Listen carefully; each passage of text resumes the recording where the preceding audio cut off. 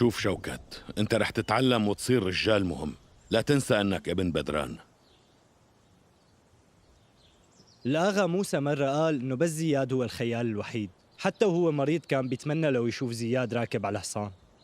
ايه صح، من هون رايح الحصان لشوكت. من هون لأكبر بيكون هالحصان صار ختيار، بعدين هاد الحصان إلك. ليك ابني، انت بتعرف تركبه، بس هلأ صار الوقت انه نفترق. انا على الاكيد رح اجي اخدك، بس مثل ما اتفقنا لازم تدرس. ايه ماشي. تذكر انه انت ابن بدران.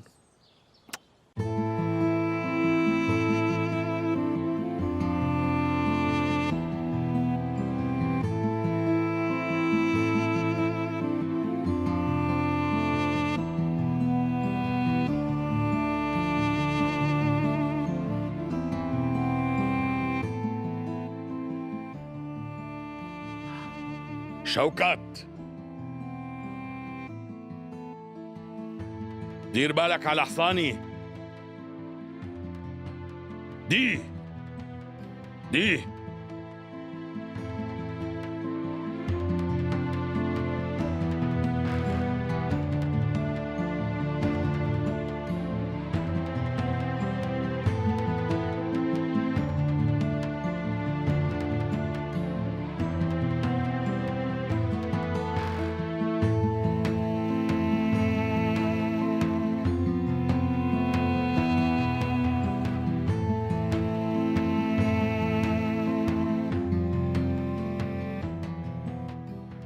جوري بنتي الكل عيونن على أبوكي، لا تحطيه بموقف صعب. لازم القصة تنتهي هون. ليش بدكم تعرفوا كل شي عني؟ أنا ما طلبت من حدا يدق بابنا، وحتى ما بدي أتزوج. بس العائلات لازم تتقارب ويصير في بيناتهم مصاهرة. نسيتي إنك أنت رفعتي الراية بالساحة؟ هلأ صار في كتير ناس عم يتمردوا على أبوكي، لهيك ما معك حق تزعجي الحاج جبرائيل. لا تحطي حالك محل ليلى أو أصيل وسيرين لأنك غيرهم، وخلي هالرجال المجنون يجي ويطلبك وبأسرع وقت كمان. وليكن بنات ونسوان الضيعة هون، وهذا الرأي رأينا كلنا. أنت لازم تكوني قدوة. خلينا نعطيها شوية وقت، إذا ما إجا زياد هالفترة فهو المسؤول، وجوري ببطل إلى دخل. انتي ما فيكي تقرري مصيرهم، لازم ناخد رأي كبارية العيلة ومنشوف وقتها إذا رح يوافقوا يعطوا جوري لزياد ولا لا. ليش لحتى ما يوافقوا؟ يعني البنات مالن لا قيمة ولا رأي بهالعيلة؟ ولا في بنات إلن رأي بس مو أنا؟ قديش لازم نعطيها وقت لتفكر؟ شي يومين، 3 أيام، 3 أو 4 شو بتفرق؟ نعطيها أسبوع. 4 بكفي.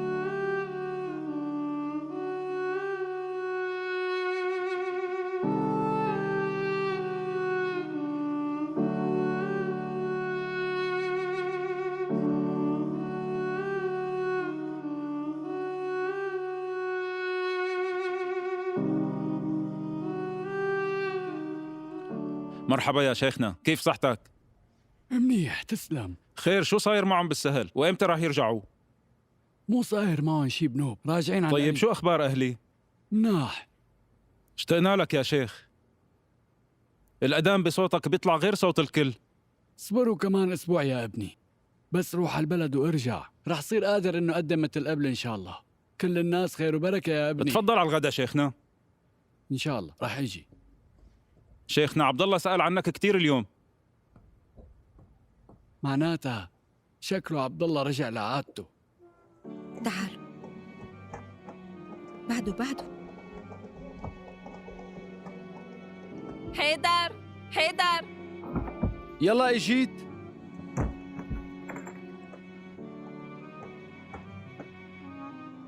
خدها وروح قبل ما تمشي السيارة. تمام.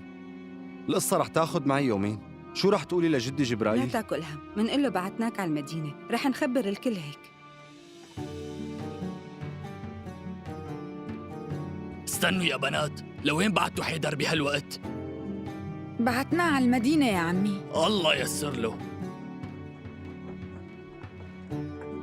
بنات اسمعوني، بدي لكم شغله، اذا حدا سأل عن حيدر بتقولوا راح على المدينة. تمام؟ ماشي.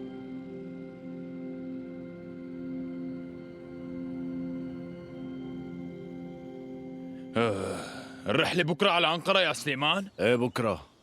مو طبيعي، أحيانا بشوفك كأنك جني، وأحيانا بشوف فيك الشيطان نفسه، ومرات كتير بحسك ملاك، وين ما رحت وين ما اجيت بشوفك بوشي عم تتفتل. بروح لعند الحلاق بتكون قاعد على الكرسي، بس على المراية بتكون انت الحلاق. بروح على المسبح بلاقيك هنيك، بنزل على السوق بلاقيك قدامي، بيوصلني خبر من أنقرة بروح بلاقيك واقف على الباب. ليك اللي وريحني هلا، انت جني شي؟ عم تبالغ يا شكور آغا. لا لا، أنا متأكد انت كل شي بتقوله صح. على كل، كنت رح أبعت عيلتي على أنقرة بطيارتي، بس بعدين عرفت إنه أنت رايح لهنيك كمان، وهن عرفوا بدهم يروحوا معك. إلي الشرف سيد شكور أكيد. شكراً. العفو.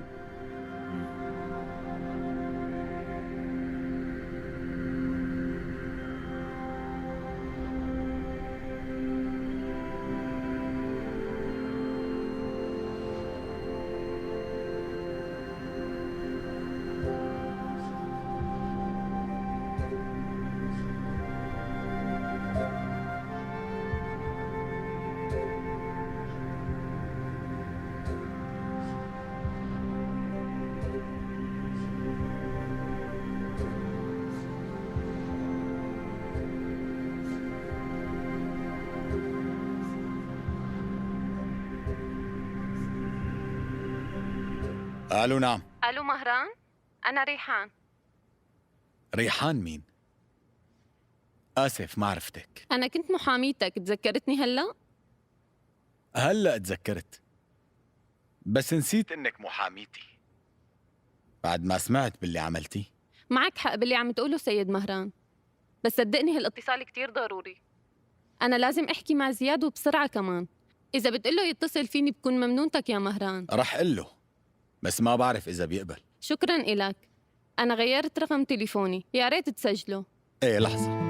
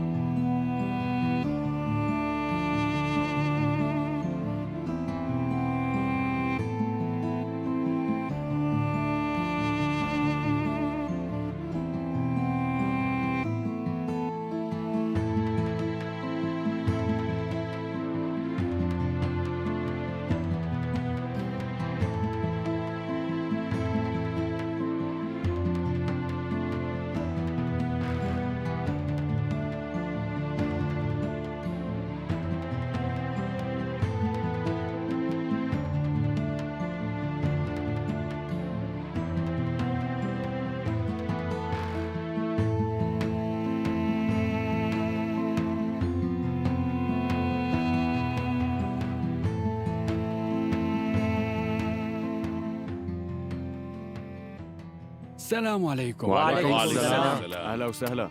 طمنا. نورتنا. رجعت بكير إمامنا، خلص شكلك شغلي اشتقت يا للأولاد. أكيد. مرحبا أهلا زياد. وسهلا. اشتقت لك. كيف نورتونا. أنت منيح؟ ايه منيح. كيفك؟ أهلين يا زياد. حيدر. كيفك؟ حيدر بدي أهلا أقول لك وسهلا. شيء مهم. شو في حيدر؟ خلينا نحكي على انفراد يا أغا. تفضل معي. ليش واقف يلا قل إمامنا؟ لي كيفك علي شير؟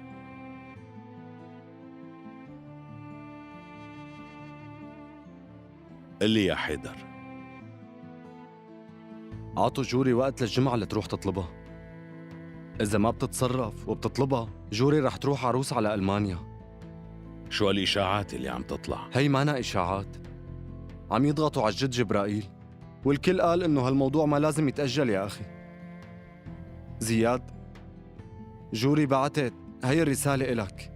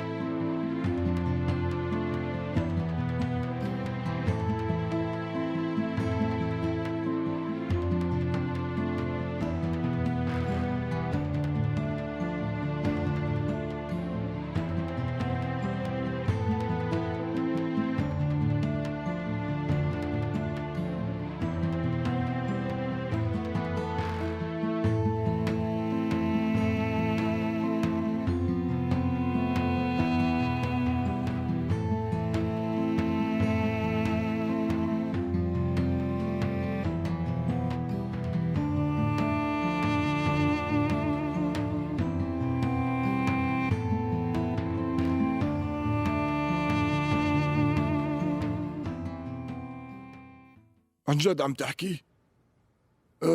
بس امتى قلت لي الأولاد جايين بالضبط؟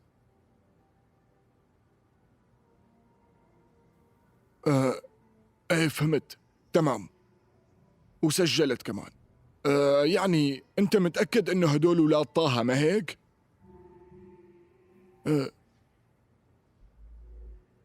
يعني عن جد ماني عرفان شو اقول لك، فضلت علي، شكرا لك. ايه صحيح، بس ما عرفني على حضرتك. اسمي مانو مهم بنوب، اعتبرني صديقه بس. قال صديق. اطمن يا عبد الله، انت مثل البسة بالضبط، والله في عندك 7 أرواح.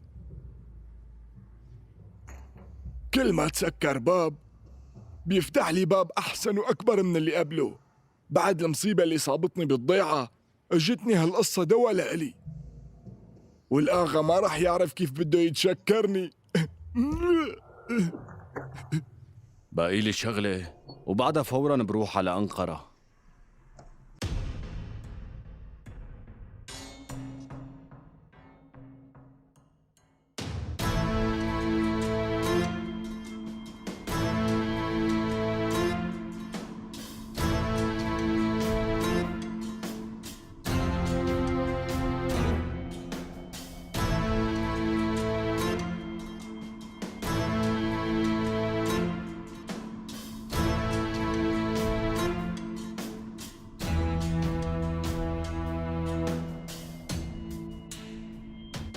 الأفضل الواحد يشتغل بالعتمة.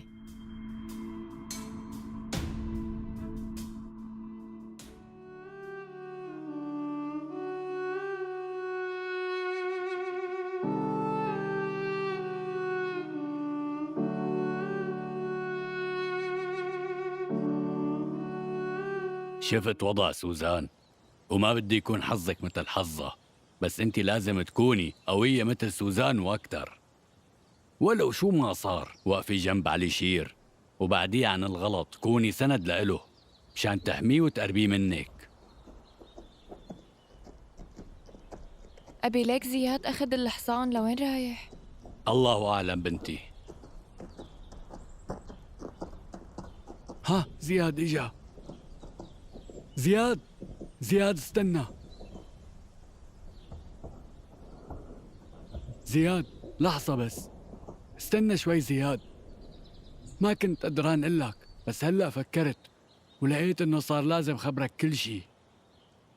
أعدائك عم يروحوا لعند أصحابك مشان يخلوهم يصيروا ضدك. أنا مالي فهمان شي. ما حدا فكر يسألني مشان شو رايح على البلد، بس أنا رحت كرمال شوف أولادي واطمن عليهم. ولما كنت على الطريق وقفني عبد الله وشفته بالجامع، واضح إنه بده يعمل شي مشكلة، وهالمشكلة بتخصك إلك وبضيعة جدك جبرائيل. شو له شغل مع جدي جبرائيل؟ بدهم ياخدوا جوري لساعده ويقهروك، ولما رفضوا قرروا يحطوا القصة كلها بظهر عبد الله حسب ما فهمت. لا تخسر أصحابك، أعدائك رح يضلوا وراك، لا تضل تهرب على الجبال كل ما مليت. الجبال أعدائك وأصحابك بنفس الوقت، ممكن كتير تغدر فيك. لا تبعد عن أصحابك، خليك قريب منهم. دي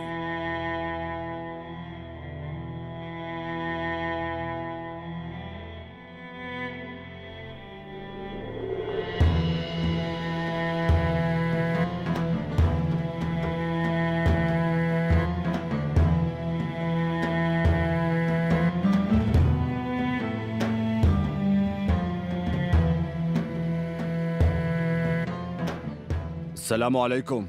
وعليكم السلام. عم دور على مهران. مهران مو هون، راح على السهل. شو بدك منه؟ بدي احكي معه بموضوع مهم بيناتنا. أنا أخوه بداله، فيك تقلي شو بدك. لكن هاي الرسالة له عطيها. تكرم.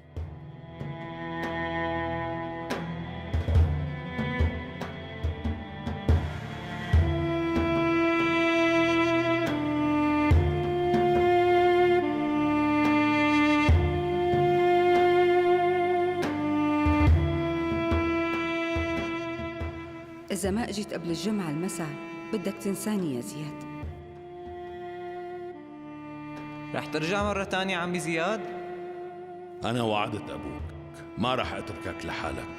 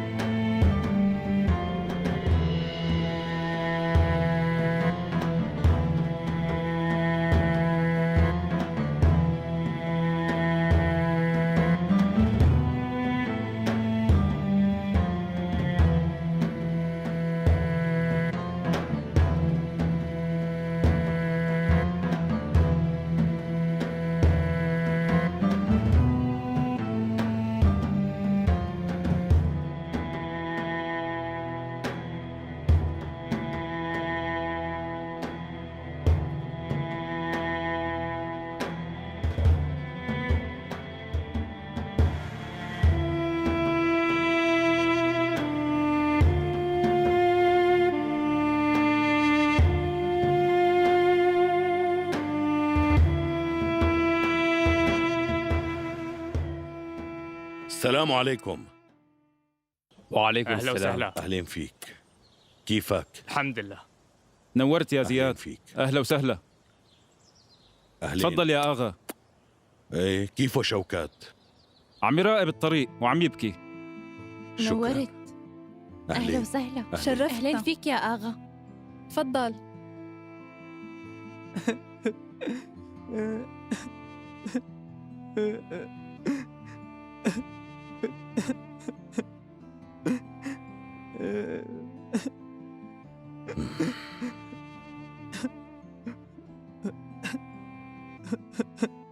شوكات ما بيصير تبكي. مو أنت وعدتني؟ أبوك بدران، ابن بدران ما بيبكي. إيه؟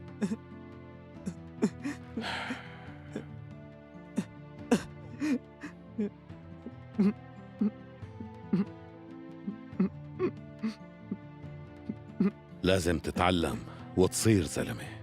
أنت الكبير بهالبيت والاتكال عليك. لا بقى تبكي، إذا بكيت رح روح. تمام؟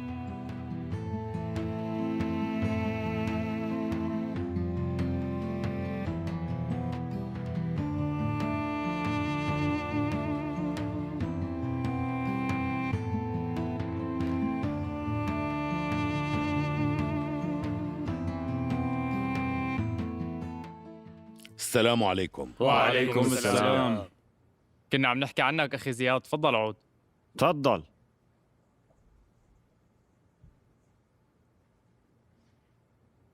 تعود هون، هذا هو مكانك ورح يضل مكانك. رح أحكيك بشكل واضح ومختصر. طول ما أنت فعلا حليف لبدران ومحترم المرحوم موسى، صداقتنا باقية. مع هيك كل شي في له حد. أنا لساتني عايش ما متت. بيدرس شوكت أو ما بيدرس مو شغلك. سواء كان يتيم أو ما كان لا تتدخل فيه، ومانك مسؤول عنه، وهالموضوع مو من مصلحتنا. مشكور. أنا كمان بدي أحكي معك. بما أنك عم تحكي بهالطريقة هاي فشكلك لساتك ما بتعرفني بنوب. بغض النظر أنت شو بتقربه لشوكت، بس يمكن ما بتعرف أبوه لشوكت منيح، ولا حتى كنت موجود لما توفى موسى. وكل هالشي بيعني إنك بعيد كتير عن هالولد وعيلته، وليكون بعلمك أبوه مأمني عليه. ايه هو كمان قال هالشي قبل ما يموت.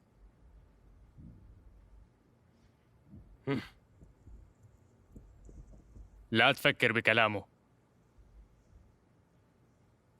خلينا ننزل على السهل، شو رأيك؟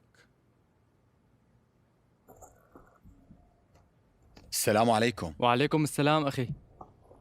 حدا سأل عني؟ منيح ذكرتني، في رجال ترك لك هي. شو فيها؟ قريتها بس ما فهمت شي. لنشوفها. أنا عم راقبك من بعيد وعاجبني فيك صدقك وشهامتك وكل صفاتك الحلوة بحسدك عليها يا رفيقي وبهنيك. شو يعني هي؟ قلت لك ما فهمتها. ومين هالزلمة؟ ما عرفته، كأني شايفه بس ما بعرف من امتى.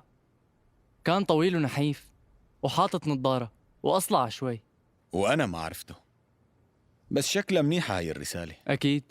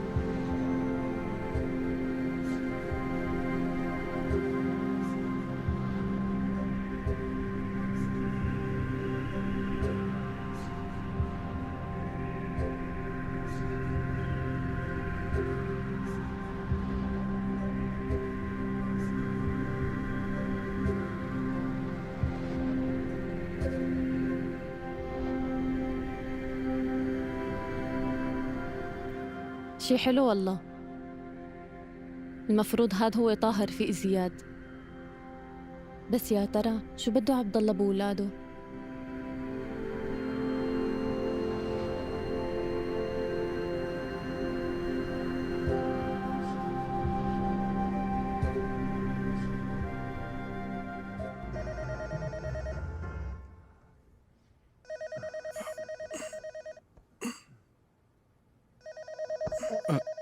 الو. ان شاء الله يكون لخير. الو عبد الله، مرحبا، انا ريحان. ريحان، ليش عم تتصل فيني بهالوقت هي؟ وينك انتي؟ انا بملاطيا، كنت باسطنبول وفكرت كتير. لا سعد ولا شكور، اشتقت لك إلك. يعني بس انا ريحان، قصدك لعبد الله؟ ايه متأكدة. لا تخبر حدا اني اجيت لهون. اكيد رح نلتقي ونحكي بكل التفاصيل. تصبح على خير. لا لا لا استني ريحان، بس لحظة، استني لا تسكري. سكرت. ريحان، ليش اتصلت بهالوقت المتأخر؟ معقول تكون بتحبني هالبنت؟ يا سلام، نيالي واشتقت لي كمان. كانت كل هالوقت عم تمثل علي. ريحان، طار النوم من عيوني. ريحان.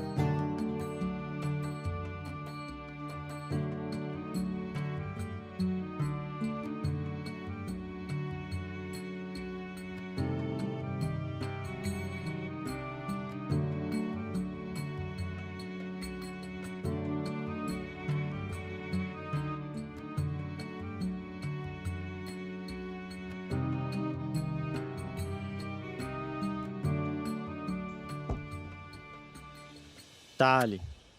انتبه على حالك ماشي؟ حبيبتي. رح اشتاق لك عمي. مع السلامة. دير بالك على حالك عبد الله. اها ميسرة. مع انتبه على السلامة. حالك منيح وانتو سعدو كمان. ماشي؟ حبيبتي. رح اشتاق لك يا عمو. يلا والله مو قادر ودعك واتركك. مع السلامة. يلا.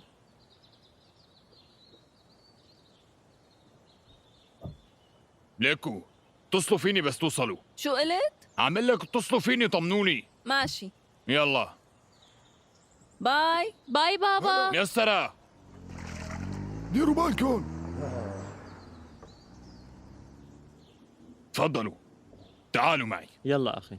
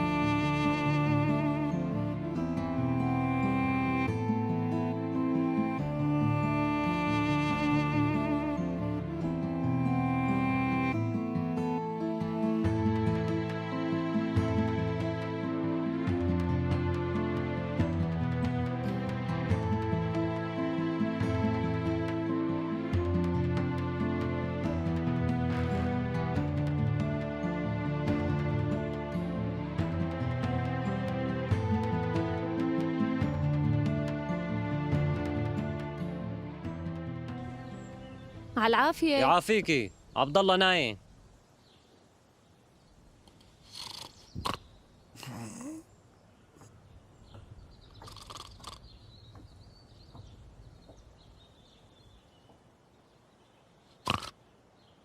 زياد. بسم الله. وينه زياد؟ وينه؟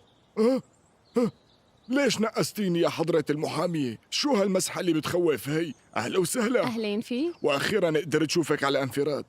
شو بتحبي ضيفك ضيافة تليق بحضرتك؟ ها؟ أحسن شي المشموش. ها؟ وهذا أطيب صحن مشموش. ما في شي من قيمتك. أنت أحلى من المشموش. تفضلي شكراً ارتاحي. إلك. يلا تفضلي. من وين جايب كل هالحكي الحلو هاد؟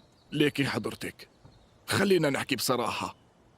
انت ليش اجيتي لهون فجأة؟ إذا قلنا اجيتي لأنه زهور راحت، فشكور كمان راح. خبريني شو اللي جابك؟ شوف يا عبد الله،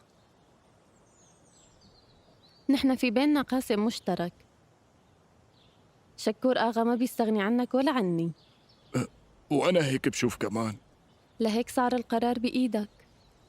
شو رأيك هلأ نروح نتمشى شوي سوا؟ شو قصدك؟ بدك نتمشى أنا وياكي لحالنا ببستان المشمش الكبير؟ تعي. بعرف حدا بينطبق عليه هالوصف. مين هو؟ سليمان من أنقرة، بس ما فهمت شي أبدا من اللي كتبه هون. كأنه الحكي منيح. ايه هي الفكرة، انه ليش لحتى يكتب هيك رسالة؟ هالرسالة ما لها مستعجلة. كان بيقدر هذا الشخص اللي اجا وما لقاك يستناك او يرجع بعدين. يعني كان بيقدر يقول لك الحكي وش لوش. هالشي ما بيطمن بنوب يا مهران. طيب مين بيكون هذا سليمان؟ سليمان دريجاني من أنقرة، بس ماله مثل عيلة ديريجان، لأنه خلق وتنفس هوا أنقرة. بيلبس ثياب السياسيين الوسخة، مرتشي، خاين وحقير، بيعمل فتنة بكل مكان. بتحسه نسخة تانية عن عبد الله. ضيعة مهران لازم تكون نظيفة منه ومن وساخته قبل ما ينشر وساخته بهالضيعة. غريب، شخص مثل هاد ما بصير يكون من دريجان. اللي ما عم بفهمه انه بكل مرة بمسكه فيها بيهرب مني بآخر لحظة. كل مرة هالزلمة بيقدر ينفد بريشه مني. سليمان من أنقرة. ريحان، بتحبي التفاح؟ وهلا الدراء؟ اطلعي. تفاحة تفاحة يا بنتي.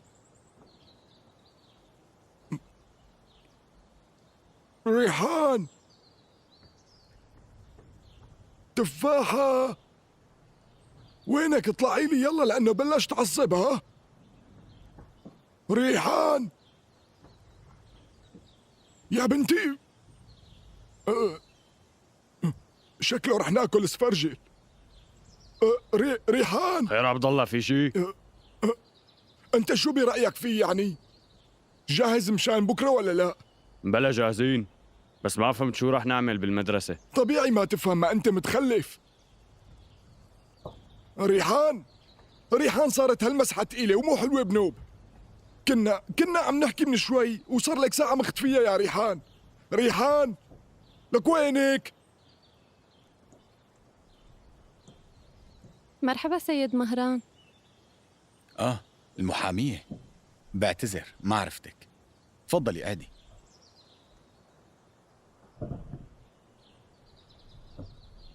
بصراحة انبسطت بشوفتك. وأنا انبسطت كمان. زياد مو هون؟ فيني أحكي معك بموضوع؟ الموضوع اللي بدك تحكيه مهم بالنسبة لنا. إذا الموضوع هو الاستقرار بملاطيا فانسي، وانسي إنك شفتيني. أنا بعرف شو صار وما بدي أتذكر الماضي، وحابة أعوض وصلح الشي اللي عملته. انت محامية شاطرة. زياد، بدون ما تتطلعي، مفكرة انه كل شي هون بيمشي بالمصاري؟ اللي بعرفه انه بهالبلد العفو ما بيطلع غير من الرئيس. ليش رجعتي حضرتك؟ عم تلعبي لعبة جديدة؟ ما عنا وقت نضيعه معك. هلا بدي منك الجواب، ويكون واضح ومختصر، وساعتها بترجعي من محل ما اجيتي. طيب أنا إجيت عوضكم عن الماضي.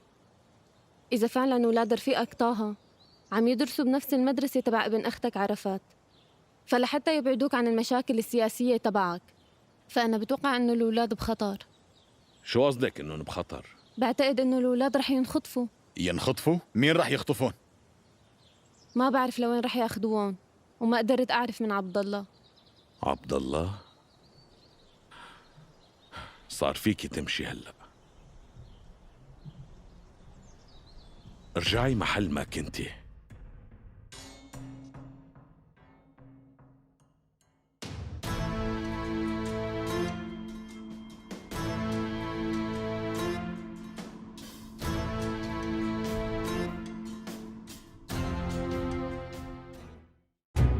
لمشاهدة المزيد من الحلقات لا تنسى الاشتراك بقناتنا وتفعيل زر الجرس.